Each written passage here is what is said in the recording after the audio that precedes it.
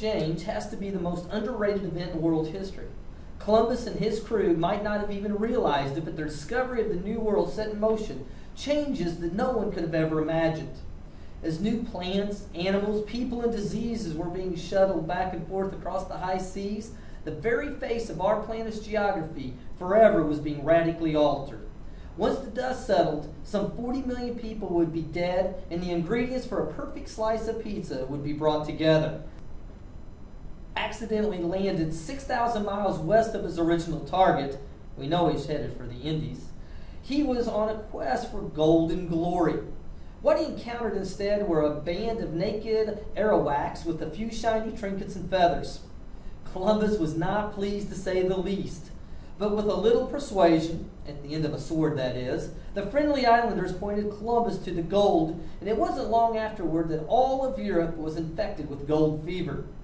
50 years after Columbus's arrival in the Caribbean, 90% of the Arawak Indians were dead from smallpox, and two of the New World's biggest empires, the Inca and the Aztecs, had been reduced to Spanish colonies.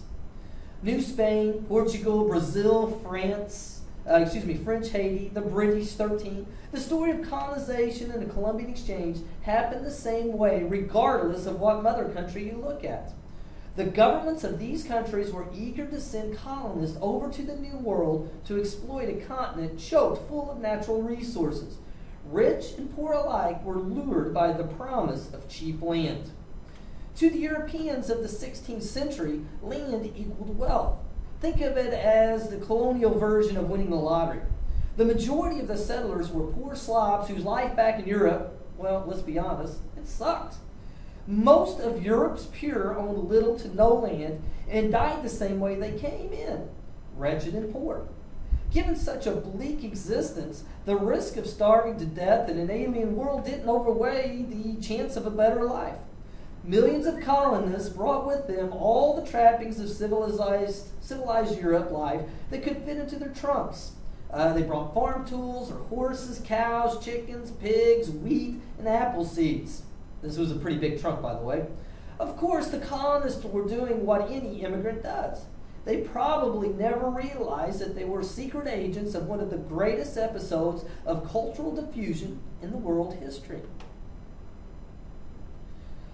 When you look at the number, it just doesn't make sense that a few thousand European colonists could have conquered two continents populated with 50 million people.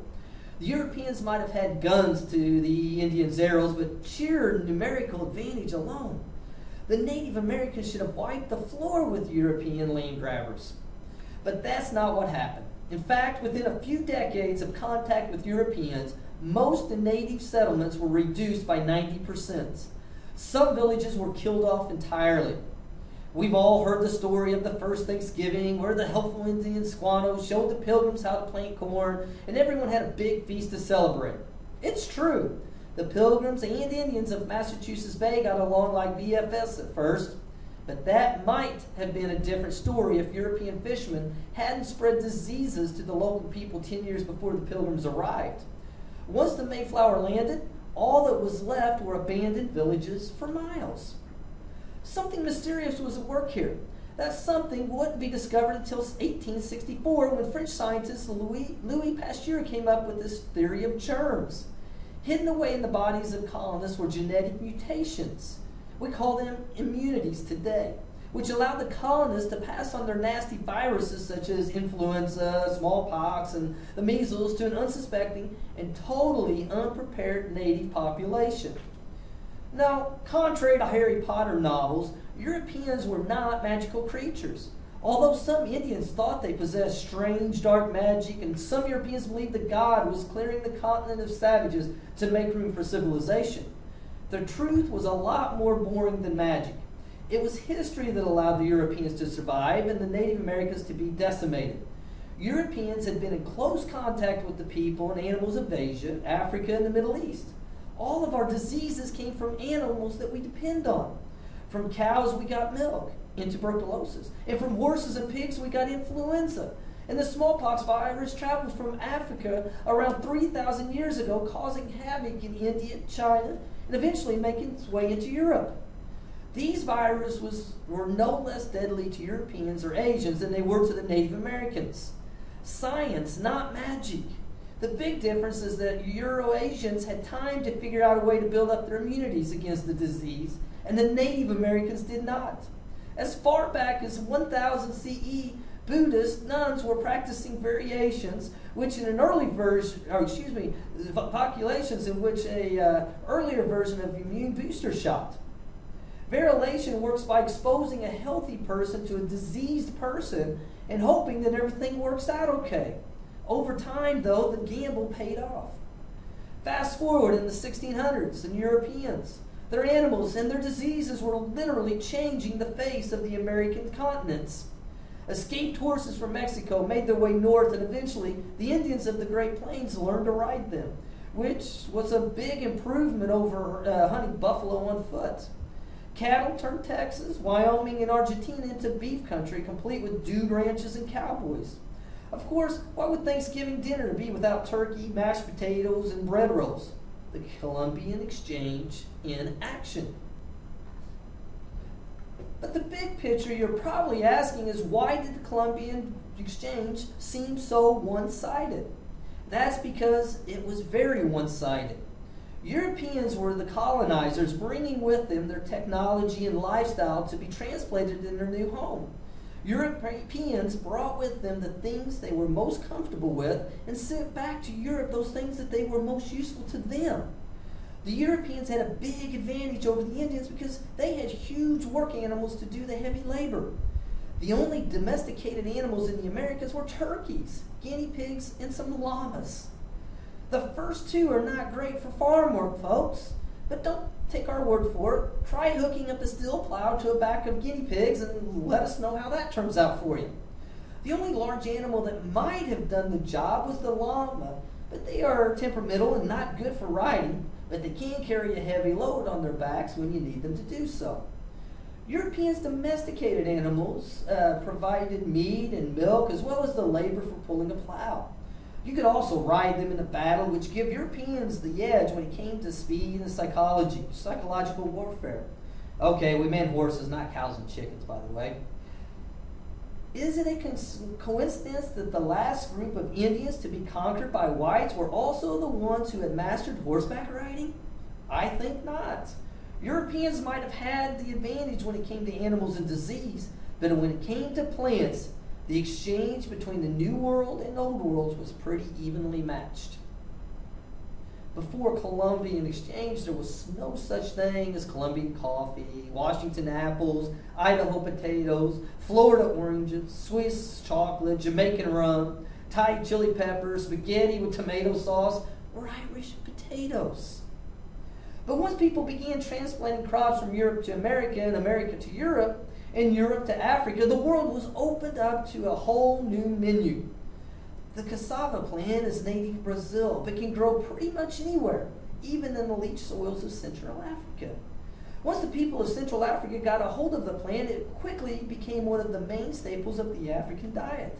The same thing happened with Indian maize, what we Americans call corn. When it was introduced, Europeans couldn't get enough of this stuff. Apparently, they ate so much of it that they developed a vitamin B deficiency, which led to outbreaks of illness.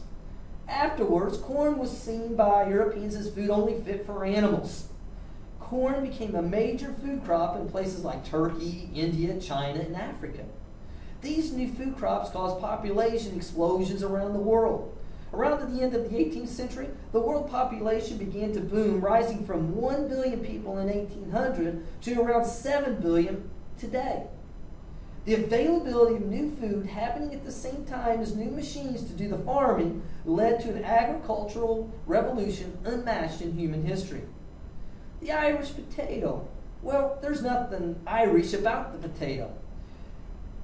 Potatoes were cultivated by the Inca people in the Andes Mountains of South America. In the mid-1500s, the potato was brought back to Spain, where it made its way to England and Ireland. The humble spud is high on vitamins, starch, and calories, and can pretty much grow in any soil, making it the perfect food for feeding the poor. The Irish loved their taters so much, by the 19th century, every meal for them included fried or boiled potatoes. Not the most exciting diet, but it kept you alive. The Irish were so dependent on the potato that a blight or a disease destroyed much of the potato crop in 1845. 1 million people starved to death, sparking one of the biggest mass migration of people in America. This is where most of the Irish immigrants in the time period that they came to America. The Irish introduced the potato to Americans during the Great Irish Migration. In 1802, President Thomas Jefferson described being served French fried potatoes, but it took another 50 years before the craze of French fries took off. Hamburger combo platters have never been the same. If you're a colonist with big dreams of becoming filthy rich, forget about planting potatoes. Instead, put your money on those rare crops that Europeans couldn't grow themselves. Exotic crops from Asia like sugarcane, rice, indigo, which is a plant used to make a blue dye. And coffee grew well in the warm subtropical climates of the Caribbean and southern parts of America. Until 1800, when the cotton gin was invented, sugar was the king of the Caribbean. Every Caribbean island was converted into a huge sugar plantation, populated by African slaves. It may come as a surprise that the sweet stuff is a grass that originated in the tropics of southern India, Southeastern Asia, and New Guinea. Ancient Indians wrote recipes for drying sugar syrup into kanda, which is where we get the word candy. The Chinese established the world's first sugar plantation in the 600s. In 1492, Columbus brought a cutting of sugarcane with him on his first voyage to the West Indies. But to Europeans, sugar was an expensive luxury reserved for making Christmas cookies. Housewives kept their sugar supply under lock and key. But in the 17th century, sugarcane was found to thrive in the tropics of the Caribbean, and it wasn't long before millions of slaves were being hauled off to the Americas, and millions of pounds of crystallized sugar and rum, which is made from sugarcane, were being exported back to Europe. These plantations were producing 80 to 90% of the sugar consumed in Western Europe. By the 19th century, sugarcane plantations were booming, and sugar had become something that everyone could afford. Children's teeth would never be the same. The English colony of Jamestown was literally saved with the introduction of tobacco from the Powhatan Indians. Tobacco was used by the Indians to seal new friendships or create treaties between tribes. Peace pipes, as you guys know it. The Indians saw tobacco as a gift from the Creator, and even children smoked it during important events. The Spanish got the word tobacco from the Arawak Indians, but it was John Rolfe who turned the stinking weed into an instant moneymaker. Before long, cigar factories began to pop up in Europe to cash in on the smoking craze. Ironically, Europeans believed that tobacco had healing properties and could cure anything from bad breath to cancer. In the 1600s, tobacco became so valuable that for a time it was used as money. Green gold sparked a mass migration to the southern colonies, so that the population of Virginia jumped from 2,500 in the year 1620 to 20,000 30 years later. Tobacco plantations sprung up all over southern coastline, and African slaves were brought in to supply the cheap labor. By 1703, Americans were exporting 23 million pounds of the stuff back to Europe. Legendary Americans like George Washington and Thomas Jefferson made their wealth from tobacco and slaves. George Washington was the richest man in America when he became general of the Continental Army. Most of that was his wife's money, but that's another story.